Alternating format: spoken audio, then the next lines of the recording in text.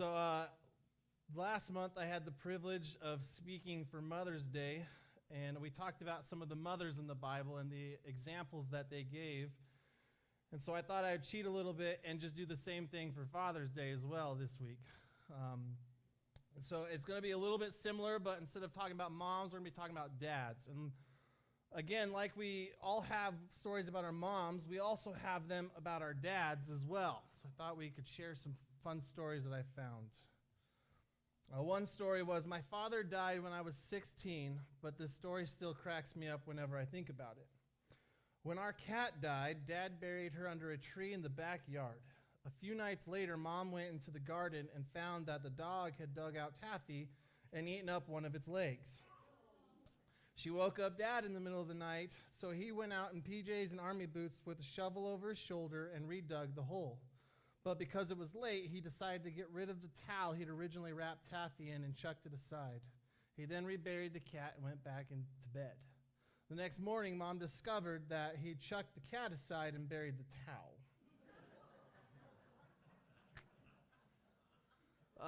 Another fun story was my favorite trips home from college. My favorite trips home were my trips home from college. As I was getting ready to leave, my mom would slip me some cash and tell me not to tell Dad.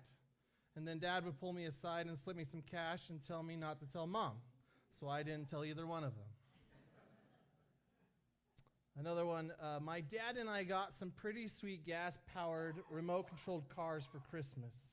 I was 13 at the time, and I mentioned to my father, Dad, it would be really awesome if we took some wood and made a ramp off the back of the truck. My father responded, let's wait until your mother's gone to work. Fast forward 20 minutes, Mom's gone off to work, and we've set up the holy mother of all RC ramps off the back of the truck, and we're launching these RC cars over the house. We both found it hilarious until I messed up and didn't hit the jump fast enough, and instead of going over the house, I sent it through the window. My dad looked at his watch and said, guess what, kid? You're going to learn how to replace a window today before your mom gets home. And then last month I shared a story about a memory with my mom. And I have to say, every time I share a story about my parents or my life growing up, I always get in trouble because I don't say it right. And so I had to call and double check with my mom and my dad this time to make sure that I got this story right. But when I was in 8th grade, my dad got really sick. He ended up with pneumonia, and he was in the hospital for about a month. Pretty close. And before he went to the hospital, he was home, he was sick, he was sleeping in another room away from my mom, he was so sick. And I just remember, I was not present, but I heard about it later and thought it was hilarious because my dad was not a very big Star Wars fan. He tolerated it because my brother and I enjoyed watching it. So it was usually a good nap for him when we sat down and watched them. But he didn't like those, and so all of a sudden he wakes my mom up in the middle of the night. She's asleep in their bed, and he goes up to her and is like, do you know who I am? And he's got a towel over his head, and my mom's like, yeah? And he goes, I'm Obi-Wan Kenobi. And so my mom checks his forehead because it's like, what are you doing talking Star Wars here? He had 103 fever, and so it was like, all right, it's time to take you to the hospital if you're making Star Wars jokes. And again, just like our mothers, fathers play a big role in our lives in one way or another.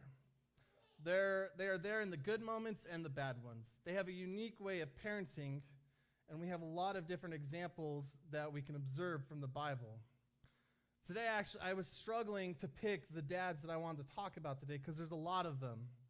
And unfortunately, when you look at some of the dads in the Bible, you see a lot more examples of what not to do. And I have a feeling that this is because, like some of the dads in these stories, we make some questionable decisions when moms aren't around. And when we're not on the same page there. I know there's times where I make decisions with me and my boys that I probably wouldn't make if Katie was around. But when we're on the same page, that is when we are best. And so today I want to share 6 fathers from scriptures that have stuck out to me over the years. And so with these, some of them I'll have some passages, some of them I'm not. I'm just going to hit some highlights with them. And so the first one is Abraham. And here you can find him in the book of Genesis. He's in several chapters, and so he's a big prominent part of it. But he came from the land of Ur, the city of Ur, And when God told him and his entire family to pack up and move to a different land, he did. God promised him that he and his wife would have children, even though they were both older in age, and God also promised that his descendants would be numerous. When God called Abraham to leave his home, he was 75 at the time.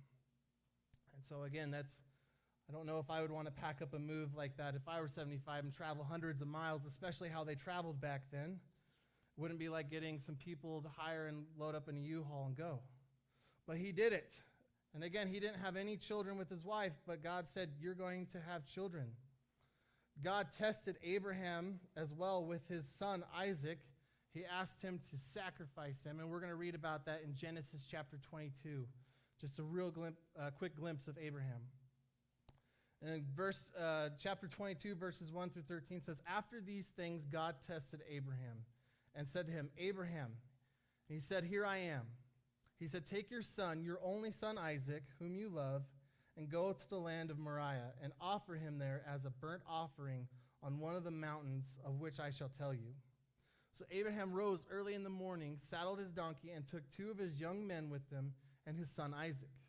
He cut the wood for the burnt offering and arose and went to the place of which God had told him. On the 3rd day, Abraham lifted up his eyes and saw the place from afar. Then Abraham said to his young man, stay here with the donkey. I and the boy will go over there and worship and come again to you. And Abraham took the wood of the burnt offering and laid it on Isaac his son. He took in his hand the fire and the knife so that they both went together. And Isaac said to his father Abraham, my father, he said. Here I am, my son, he said. Behold the fire and the wood, but where is the lamb for a burnt offering? Abraham said, God will provide for himself the lamb for a burnt offering, my son. So they both went together. When they came to the place of which God had told him, Abraham built the altar there and laid the wood in order and bound Isaac his son and laid him on the altar on top of the wood. Then Abraham reached out his hand and took the knife to slaughter his son. But the angel of the Lord called to him from heaven and said, Abraham, Abraham. And he said, here I am. He said, do not lay your hand on the boy or do anything to him, for I know that you fear God, seeing you have not withheld your son, your only son, from me. And Abraham lifted up his eyes and looked, and behold, behind him was a ram caught in a thicket by his horns. And Abraham went and took the ram and offered it up as a burnt offering instead of his son. Now, I always read this passage, and I always wonder, I'm like, you got to wonder what Isaac's thinking in some of this, because I don't think if my dad started tying me up, I would just sit there and take it. And there'd be some questions. I feel like I might, especially if he was 75 or older, I might try to overpower him a little bit and tie him up and be like, Dad, we need to have a conversation here. But they both had that faith, and they both were willing to follow through with it. And it says a lot about who Abraham was. Another father we can look at is Jacob. He was the son of Isaac and Rebekah, so he was Abraham's grandson, and his brother was a guy named Esau. One of the big things that we read early on in Jacob's story is that he stole his brother's birthright. He took it, he made a deal with his brother that I will give you this bowl of soup that you desire if you give me your inheritance, which Esau then did. And then later, when it was time to actually get it, Jacob's mom, Rebekah, and Jacob himself, they tricked their dad, his dying dad, Isaac, in order to get the birthright. But because of this, his brother it says he was a very good hunter in the Bible, and so probably a bit of a fighter, and so he was angry. And so Rebekah and Jacob made the plan that he fled and went and lived with his uncle Laban. And there he met Laban's daughter Rachel, and he fell in love with her. And he made the arrangement that he would work for Laban for 7 years, and then when the time was up, he would have Rachel as his wife. And so he worked for 7 years, and then when it came time to be married, he got Rachel's sister as his wife instead. And Laban went, well, we don't let the younger daughter get married before the older daughter. So you're marrying her, and if you want Rachel, you need to work for another 7 years.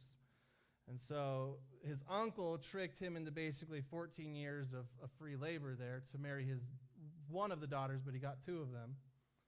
And so that was, again, giving a picture of what his family looks like there. Another thing that Jacob did was he wrestled with God for a whole night. God came and he wrestled and he wouldn't let go. In the morning, he wouldn't let go until he was blessed by this man and by God. Eventually, Jacob returns home after being gone for probably about 20 or so years. And he came home and he was very much afraid of what his brother would do. His brother came and met him with 400 soldiers, but Esau embraced Jacob and they went home. And through the course of his life, Jacob had 12 sons that would be the founding fathers of the tribes of Israel. One of the famous stories that you have with Jacob and his sons would be about his son Joseph and the coat of many colors. Joseph was Jacob's favorite son. He was a son of Rachel, the wife that he loved. And he got him a beautiful multicolored coat, and it eventually made Joseph's brothers get fed up with Joseph. And so they sold him into slavery, and they told Jacob that he'd been killed. And again, it was an interesting time as well. Read the story. There's a lot more to it. There's a lot more to these things. I told my dad who I was talking about, and he said, that's a lot more than I want to dig into.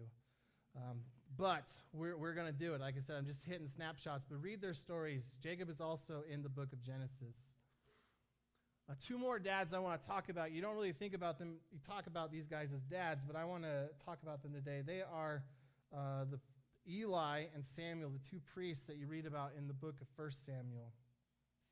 Now, they both have pretty similar stories. Both men were priests. We don't know exactly how long Eli had been a priest, because when we meet him, he was an established priest. He was elderly, and he met Samuel's mother, Hannah, in the temple. We actually talked about Hannah at Mother's Day. It's the same mom there that we talked about. But she devoted Samuel, his life, to God if she could have a child, because she was unable to have it. And so God blessed her, gave her Samuel, and Samuel was there, lived at home for a little bit, but when he was old enough, he went and lived at Shiloh with Eli and his sons. And both men acted as judges for the people of Israel at the time. And so Eli was a big part of Samuel's life since Samuel was dedicated to the Lord and went and lived there. And a moment that you have between them is in 1 Samuel chapter 3. And it says this, starting in verse 1. Now the boy Samuel was ministering to the Lord in the presence of Eli. And the word of the Lord was rare in those days. There was no frequent vision. At that time, Eli, whose eyesight had begun to grow dim so that he could not see, was lying down in his own place. The lamp of God had not yet gone out, and Samuel was lying down in the temple of the Lord, where the ark of God was. Then the Lord called Samuel, and he said, "Here I am." And he ran to Eli and said, "Here I am, for you called me." But he said, "I did not call you. Lie down again." So he went and lay down. And the Lord again called Samuel. And Samuel arose and went to Eli and said, "Here I am, for you called me." But he said, "I did not call you, my son. Lie down again." Now Samuel did not yet know the Lord, and the word of the Lord had not yet been revealed to him. And the Lord called Samuel again the third time, and he arose and went to Eli and said, "Here I am, for you called me." Then Eli perceived that the Lord was calling the boy. Therefore Eli said to Samuel, "Go lie down, and if he calls you, you shall speak, 'Lord, for your servant hears.'" So Samuel went and lay down in his place, and the Lord came and stood, calling as at the other time, "Samuel, Samuel." And Samuel said, "Speak, for your servant hears." Then the Lord said to Samuel, "Behold, I am about to do a thing in Israel at which the two ears of everyone hears it will tingle. On that day I will fulfill against Eli all that I have spoken concerning his house from beginning to end, and I declare to him that I am about to punish his house forever for the iniquity that he knew, because his sons were blaspheming God, and he did not restrain them. Therefore I swear to the house of Eli that the iniquity of Eli's house shall not be atoned for by sacrifice or offering forever." Samuel lay until morning. Then he opened the doors at the house of the house of the Lord. And Samuel was afraid to tell the vision to Eli. But Eli called Samuel and said, "Samuel, my son." And he said, "Here I am." And Eli said, "What was it that he told you? Do not hide it from me. May God do so to you, and more also, if you hide anything from me of all that he told you. So Samuel told him everything and hid nothing from him. And he said, it is the Lord. Let him do what seems good to him. The way these are similar, as well as being priests and judges together, is they both had sons, and all their sons were corrupt, it says. We talked about. Later on, when you look at the time when Samuel was older and was about to die, it talks about the fact that Israel came to Samuel and went, we don't want your sons to be priests and rule over us as judges. We would rather have a king. And so you get the picture of what it would look like to have the earthly king, and the people said, we would rather that. And so it kind of goes to show where these guys failed a little bit as dads. The next dad I want to talk about is David. We find him in 1st, 2nd Samuel. Now, David's a pretty famous guy. He was anointed to be the second king of Israel when Saul had sinned and God had turned away from him and moved on to David. When it was talking about what God was looking for, he was looking for a man after his own heart. So something pretty that we all, I think, probably know is that David killed Goliath when he was a teenager, and the army of Israel was terrified. David went out with his sling, and he struck down Goliath with it, and with God's help. He and Saul had a very complex relationship. Saul was the current king of Israel, and David was the next anointed king, but Saul was still king at the time. And Saul had a very big complex. One of the things that Saul struggled with was it talked about like evil spirits would come and attack him and torment him. And the only thing that would calm him down was David coming and playing the harp for him. But that lasted only for a little while, and eventually he got very jealous of David, and he tried to kill him on multiple occasions. And David even had chances where he could have killed Saul, and he would have been just in doing it, but he chose not to. And he would show it, and Saul would repent, but he would go right back. And I don't know, I've never had this relationship with my father-in-law, but Saul was actually David's father-in-law. So to actually have your father-in-law trying to kill you out of fear and terror had to be a little bit of an issue at times when you get together. David wrote a large number of the Psalms when you read about him. Probably about 77 of the 150 were David. He had an affair with one of his friend's wife, Bathsheba, and then he tried to cover up what had happened. And when that didn't work, he eventually had Uriah killed in order to cover up the sin that he had committed. And again, like I mentioned earlier, it describes him as a man after God's heart. David was very successful as a leader in military and other things. At times he was a little bit prideful, and it talks about he counted the number of fighting men in the country, and because of that, about 70,000 people were killed because of his pride of trying to build up and look at what I've done. Later in his life, his son Absalom led a rebellion against David. A psalm that we can read about the mindset that David had during this time is Psalms 3, 1 through 3, where he writes, Lord, I have many enemies. Many people have turned against me. Many are saying about me, God won't rescue him. But Lord, you are my shield, my wonderful God who gives me courage. So again, even with all the mistakes, all the things he did, he was still trusting God. Another dad of looking at is a guy named Job. Now, again, snapshots because he has a really large book about his story. But here are some of the basics. Job was devoted to God, and Satan wanted to mess with Job, and most likely with God as well. And he wanted to get Job to curse God. So God allowed Satan to do whatever he wanted to Job as long as he did no harm to Job. So Satan took and killed his servants, took his livestock away, and killed his 10 children. He had 7 sons and 3 daughters, and he killed them all. And Job kept getting like one report after another, bam, bam, bam. And his response was he ripped his clothes in mourning and prays to God and does not curse him. So later after this, Satan again tries to inflict more harm and says that, of course, he didn't curse God. Nothing actually happened to Job. He was untouched. So God tells him he can do whatever he wants to Job as long as he does not kill him. And so Satan goes at Job again and gives him skin boils. But yet again, he does not curse God. During this time, we see that his wife tells him to denounce God and die. A very supportive wife right there. There's a Christian comedian, Tim Hawkins, who talks about a joke of Job of like all these things get taken away from Job except his wife. And it's one of the demons asked Satan, like, why haven't you taken her away? He's like, I know what I'm doing. I don't know exactly how she is. We just see this short snippet. We don't know the entirety of their relationship. It's just one of those things you got to wonder.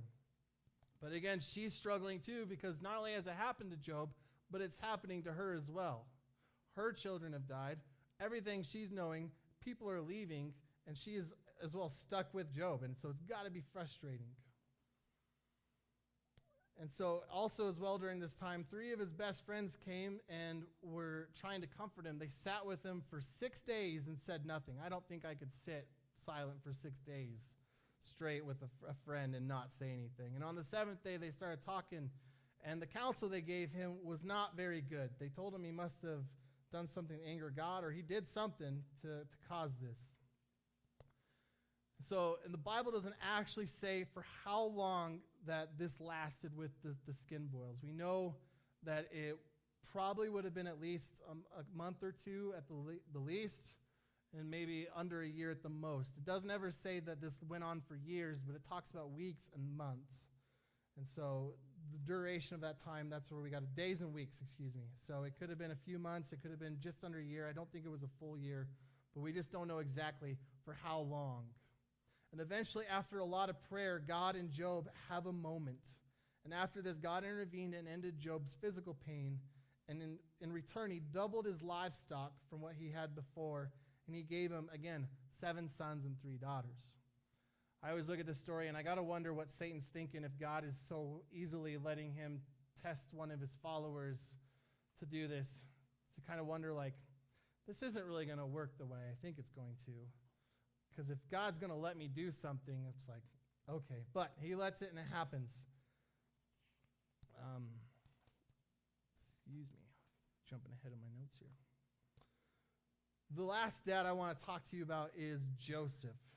We find him in the Gospels. This is the Joseph who was Jesus' earthly father. In Matthew 1:18-21, it says, "Now the birth of Jesus took place in this way. When his mother Mary had been betrothed to Joseph before they came together, she was found to be with child from the Holy Spirit. And her husband Joseph, being a just man and unwilling to put her to shame, resolved to divorce her quietly. But as he considered these things, behold, an angel of the Lord appeared to him in a dream, saying, Joseph, son of David, do not fear to take Mary as your wife, for that which is conceived in her is from the Holy Spirit. She will bear a son, and you shall call his name Jesus, for he will save his people from their sins."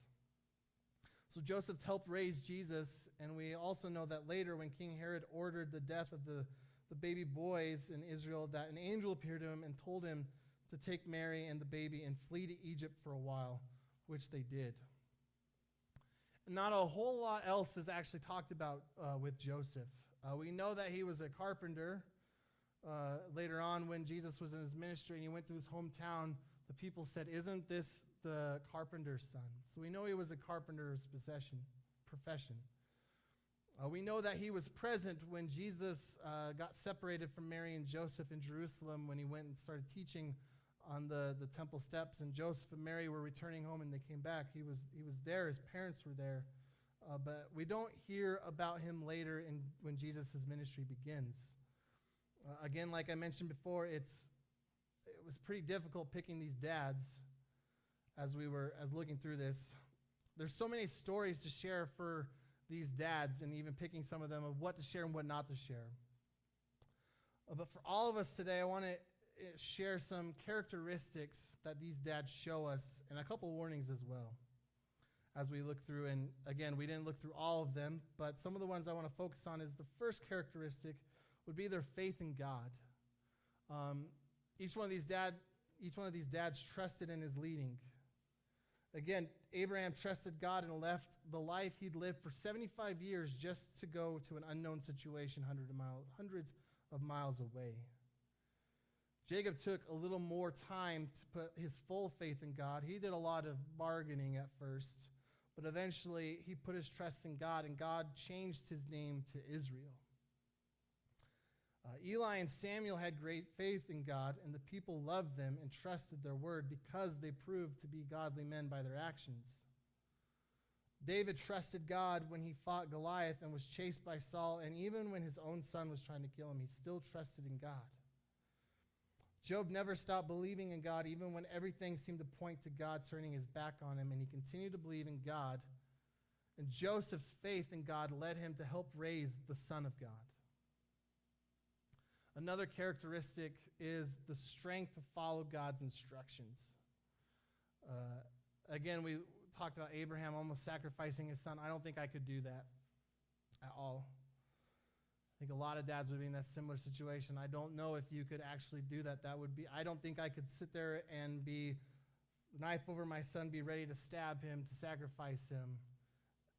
I love my boys and I love God, but that's a lot. But the strength that Abraham had shows a lot of the kind of man in his faith that he was. Because it takes a lot of strength to be able to do that. At the end of Jacob's life, he packed up his family and took everything that he had and left to Egypt when God told him to. And this had to have been a very difficult choice when Jacob had already spent so much time away when he was younger from the land that was his. But he trusted that God knew what was best, and he followed. Eli and Samuel both followed God's instructions even when it was something that was difficult. Eli knew that God was going to punish him in his son's behavior, and yet he still continued to follow and minister. And again, Samuel, same thing of choosing a king, knowing what it would do and the consequences it would lead, still followed through and did what God asked of him. David in his life was by far not perfect, but every time he sinned afterwards, he would repent and pray for forgiveness and did his best to follow God's instructions for his life. Again, Job, after losing everything, when I read his story, I think the thing that hurt him the most, though, is losing his children. One of the things that his children would do is they would throw parties for a few days at a time. And when the party had ended, Job would wake up early in the morning and he would offer a burnt offering for each of his children in case they had sinned against God during that time. And even though he lost his children, his livestock, and his skin was inflicted with diseases upon him, he continued to follow God and what God wanted for his life. Joseph did not divorce Mary, but he married her when a lot of other men probably would have left her. And he trusted that it was actually God talking to him and that God knew what he was doing and was going to take care of him and his family no matter what was thrown at him. A couple of things that can be warnings for us and things that we need to remember as dads is we need to be leaders of our families, not followers. Abraham had been told by God that he was going to have a child. And since they were older and Sarah at the time could not conceive, she didn't think it was going to be her. So she took it upon herself to make it happen and had Abraham take her maid as his wife and give him a child that he was promised. Now, this wasn't the child that God had promised, though. They made this happen, and because of this, Abraham went along with it, and instead of if Abraham had just led instead of taking a back seat, this wouldn't have created the problem that came from these future generations of children fighting against each other. Because he had a child with the maid, and he had Isaac. But eventually, Sarah became jealous of the relationship he had with his oldest son, and they went away. God blessed Abraham's, the maid who became his wife, and also blessed his other son as well and took care of them. But again, it wasn't his plan. And Abraham here, instead of leading, just took a back seat and let others do things for him. If Eli and Samuel had led their children the way they led the people of Israel, maybe things would have turned out different for both of them. Eli's family could have possibly continued living. We know that his sons ended up going into a battle with some of the men of Israel, and they both died there. And Eli was given, a messenger came and ran back and told Eli, and he was sitting in a chair, and he fell back and he died because he was old. And again, it was just his line his family ended. And then when Samuel was getting older, and again, like I talked about, close to the age where he might die, the people said, your sons are corrupt, and we don't want to go through what we did with Eli's sons. And so we want to be like the other nations. We want an earthly king. And again, he gave a description of what it was going to be like, and it was not a pretty one, and they chose to have that over having Samuel's sons be their leaders. Another thing for us as dads that we need to remember is we need to love all of our children equally. Jacob is a very good example of this. By loving Joseph more than his other children, he created animosity between his sons, which led to the actions of his sons to sell Joseph into slavery and lie to their father for years about the fate of Joseph. After they did it and they told their dad was mourning and just felt miserable and was so much pain that they tried to go find Joseph, too many J names here today. They tried to find Joseph before it was too late, but it was too late. They couldn't find him. And then later on, when Joseph's younger brother was there, Benjamin, they were very protective of him because they knew that, it was Rachel's other son, the preferred wife, and they didn't want to hurt their dad again. And when you look at it, you got to wonder, if he hadn't have played favorites, what would Israel's history have looked like? You got to wonder, would they have ever actually gone to Egypt and lead to them becoming slaves? Would they have had to go back and conquer the land they were already living in because they'd been gone for generations after generations and so long? And again, some interesting what-if questions that all stem from Jacob playing favorites with his sons. And for dads today, it's one of the most important jobs in our world today. Where did it go? I have some statistics, but I forgot to print them. Okay. Some of the statistics that I looked at, it was from 2017 of when the father was absent from the home, was things like you were more likely to commit a crime if your dad wasn't in the house. You were more likely to struggle with obesity. The children, we're talking about the children. Children were more likely to struggle with obesity. Teen pregnancy was higher in houses without dads than with dads.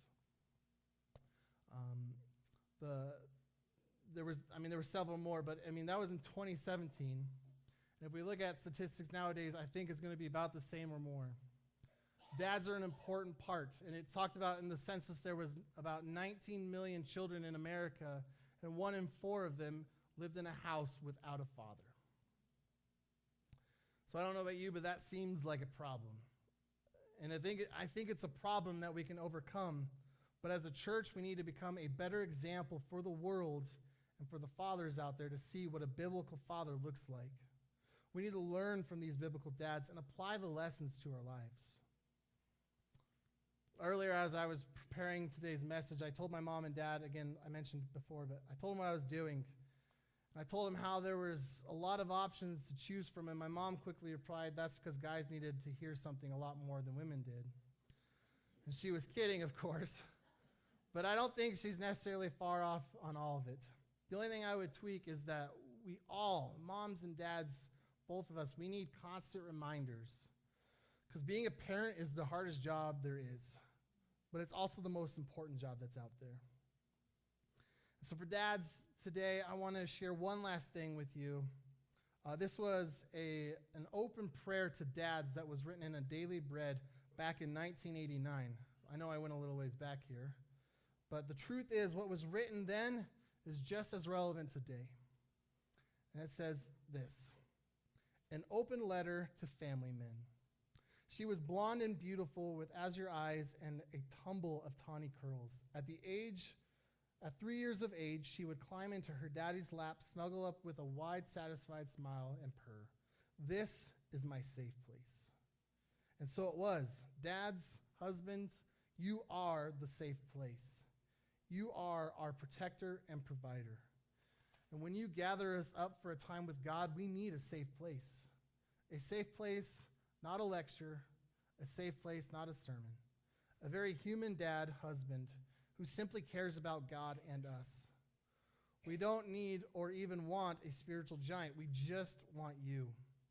And we need a gathering time, phone unplugged, where it is safe to say to each other, how are you and the Lord getting along? How can we pray today?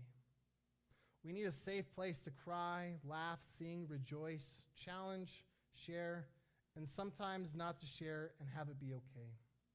We need a time with you that's relaxed, unstiff, when we can pray honestly in simple sentences from our hearts. Unfixed, unrigid, unroutine, unshackled. We need a place where irregular options are respected and where God has the last word. We need a gentleman leader, not a general. Gracious, relaxed, human, a family shepherd who exhibits not infallible authority, but a thirst for God. Every day, not necessarily. Often, yes. Long, no. Where? Anywhere. How? Sense where we are at and zero in. We may need a heavy-duty confessing to each other and to God, or maybe silent prayer or exuberant praise. Try sing-along tapes. Again, I went back there, so. We could use Bible study, but not every time. Thanks for listening, Dad, husband, and remember, we need you, your family. So again, dads, we are needed. We need to lead our families. We need to love our families. We need to be safe places and encouragers to our families. And we need to be champions for God in our families. So the question is, will we answer this need? Will you pray with me, please?